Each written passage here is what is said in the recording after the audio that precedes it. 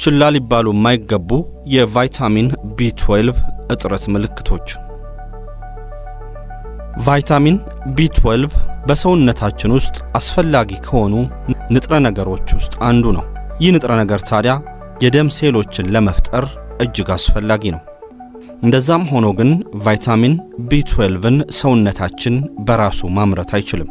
እንደ አሳ፣ የዶሮ ስጋ፣ ፍራፍሬ የመሳሰሉ ምግቦችን በመመገብ ቫይታሚን B12ን ለሰውነታችን ማበርከት እንችላለን። በአንድ ወቅት ላይ በተደረገ ጥናት ከዓለማችን ሕዝብ 20% የሚሆነው የቫይታሚን B12 እጥረት አለበት። አብዛኞቻችን ግን ይህ እጥረት እንዳለብን አናቀውም።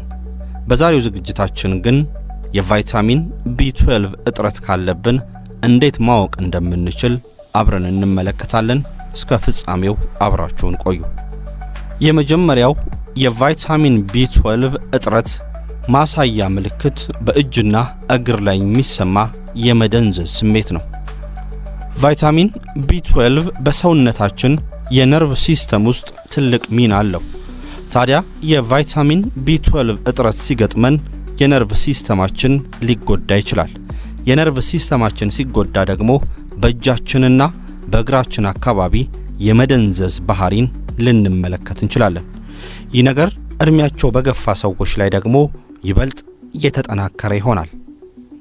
ሌላኛው የቫይታሚን B12 እጥረት ምልክት ድካም ነው። ሰውነታችን ቫይታሚን B12ን በበቂ ሁኔታ ካላገኘ የድካም ስሜት ሊሰማን ይችላል። ምናልባት ጠንካራ ሥራ የምንሰራ ከሆነ ለረጅም ሰዓታትም የማንተኛ ከሆነ ድካም ሊሰማን ይችላል። በቫይታሚን B12 እጥረት የሚመጣ ድካም ግን ከዚህ ይለያል። ሌሊቱን ሙሉ መልካም የሚባል እንቅልፍ ተኝተን ሊሆን ይችላል። ምግባችንንም በአግባቡ በልተን ውሃም በአግባቡ ጠጥተን ሊሆን ይችላል። ሰውነታችን በቂ ቫይታሚን B12 ካላገኘ ግን እንደዛም ሆኖ ድካም የመሰማት እድሉ ይበልጥ ከፍ እያለ ይመጣል። ቫይታሚን B12 በሰውነታችን ውስጥ ያለው የደም ዝውውር ጠንካራ እንዲሆንና ሴሎችም እንዲሁም ደማችንም በአግባቡ እንዲዘዋወር ያደርጋል። ቫይታሚን B12 በሰውነታችን ውስጥ ከሌለ ግን ደማችን በአግባቡ መዘዋወር አይችልም። በሰውነታችን ውስጥ ያለው የኦክሲጅን መጠንም እየቀነሰ ይሄዳል። ያ ደግሞ ድካም እንዲሰማን ያደርጋል። ከድካም ባለፈም በነገሮች ላይ ሙሉ ትኩረት አድርገን ነገሮችን እንዳንከታተል ሊያደርገን ይችላል።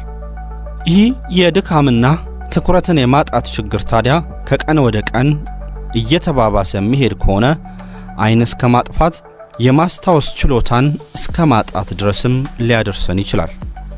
ሌላኛው የቫይታሚን B12 በሰውነታችን ውስጥ እጥረት እንዳጋጠመው የሚያሳየን ምልክት ድብርት ነው። ብዙ ጊዜ እርጉዝ የሆኑ ሴቶች የቫይታሚን B12 ታብሌቶችን እንዲወስዱ ይመከራል። ምክንያቱ ደግሞ ቫይታሚን B12ን እናቶች የሚወስዱ ከሆነ በሆድ ውስጥ ያለውም ልጅ ከነዚህ የቫይታሚን B12 ታብሌቶች የመጠቀም እድሉ ይበልጥ ከፍ ይላል።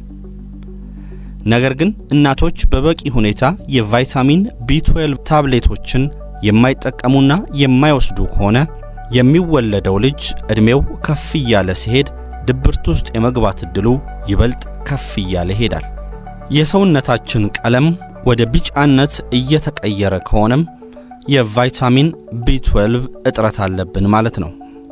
በመግቢያ ላይ እንዳነሳነው ቫይታሚን B12 በሰውነታችን ውስጥ የቀይ የደም ሴሎችን ለመገንባትና ለመፍጠር ትልቅ ሚና አለው። በሰውነታችን ውስጥ ያለው የቀይ የደም ሴል መጠን ደግሞ እየቀነሰ የሚመጣ ከሆነ ሰውነታችን በተለይም ደግሞ ዓይናችን አካባቢ ወደ ቢጫነት የመቀየር ባህሪን ያመጣል። አንዳንድ ጊዜም የተወሰኑ የሰውነታችን ክፍሎች ላይ አረንጓዴ ነጠብጣቦችን ልንመለከት እንችላለን። የቫይታሚን B12 እጥረት የእይታ ችግርንም ሊፈጥርብን ይችላል። አንዳንድ ሰዎች ዓይናችን በአግባቡ ማየት አልቻለም በሚል ወደ ዓይን ሕክምና ስፍራ ያቀናሉ። መነጽር ይታዘዝላቸዋል። የዓይናቸው እይታ ግን ለውጥን አያመጣም። በዚህ ሰዓት ታዲያ ማድረግ ያለብን በሰውነታችን ውስጥ ያለውን የቫይታሚን B12 መጠን መለካት ይኖርብናል። ያንን ካወቀን በኋላ የቫይታሚን B12ን ሊያስገኙልን የሚችሉ ምግቦችን መመገብ አሊያም ደግሞ በፋርማሲዎች ውስጥ የሚገኙ የቫይታሚን B12 ታብሌቶችን ገዝተን መዋጥ ይኖርብናል።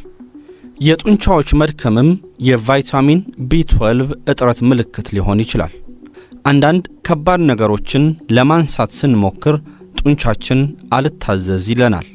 ጥቃቅን የሚባሉ ነገሮችን ስናነሳ እንኳን ጡንቻችን የመድከም ባህሪን ሊያስመለክተን ይችላል።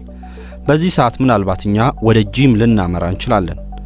ነገር ግን ወደ ጂም ከማምራታችን በፊት የቫይታሚን B12 እጥረት እንዳለብን መገንዘብ ይኖርብናል። በዚህ ቪዲዮ ላይ እንዳነሳነው ቫይታሚን B12 እና የነርቭ ሲስተማችን እጅግ በጣም የተገናኙ ናቸው። ያ ማለት ቫይታሚን B12 እጥረት በሰውነታችን ውስጥ ካለ እንቅስቃሴያችንም ሊገደብ ይችላል። እንደፈለግን መሮጥ አንችልም። ሰውነታችን እንደፈለግን አይታዘዝልንም። እርምጃን ስናደርግም ሰውነታችን ውስጥ ህመም ሊሰማን ይችላል። ይህ ታዲያ የቫይታሚን B12 እጥረት ስለሚሆን ቶሎ ሐኪም ማማከር ሊኖርብን ይችላል። በአንድ ወቅት ላይ በተደረገ ጥናት ዓለም ላይ ካሉ ሰዎች የማይግሬን ህመም ወይም የራስ ምታት ችግር ያለባቸው በብዛት የቫይታሚን B12 እጥረት አለባቸው። ያ ማለት የቫይታሚን B12ን በአግባቡ ማንወስድ ከሆነና የቫይታሚን B12 ምግቦችን በአግባቡ የማንመገብ ከሆነ ሰውነታችን ራስ ምታትን የማስተናገድ ዕድሉ ይበልጥ እየሰፋ ይሄዳል። ይህ ነገር ታዲያ እድሜያቸው በገፋ ወይም በአዋቂዎች ላይ ብቻ አይደለም። ከዛ ይልቅ የቫይታሚን B12 እጥረት ያለባቸው ህፃናት ጭምር የራስ ምታት በተደጋጋሚ ሊያስቸግራቸው ይችላል። የቫይታሚን B12 እጥረት በሰውነታችን ውስጥ ያለውን የደም መጠን የሚቀንሰው ሲሆን ይህ ደግሞ በተዘዋዋሪ የልብ ምታችንን ሊያፈጥነው ይችላል። ልባችን ቶሎ ቶሎ ደም ስለማያገኝ ወይም ደም መርጨት ስለማይችል በፍጥነት ሊመታ ይችላል። ልባችን በተደጋጋሚና በፍጥነት የሚመታ ከሆነ የቫይታሚን B12 እጥረት ሊኖርብን ይችላል። ነገሮችን ቶሎ ቶሎ ምረሳ ከሆነም የቫይታሚን B12 እጥረት ሊኖርብን ስለሚችል መመርመር አለብን።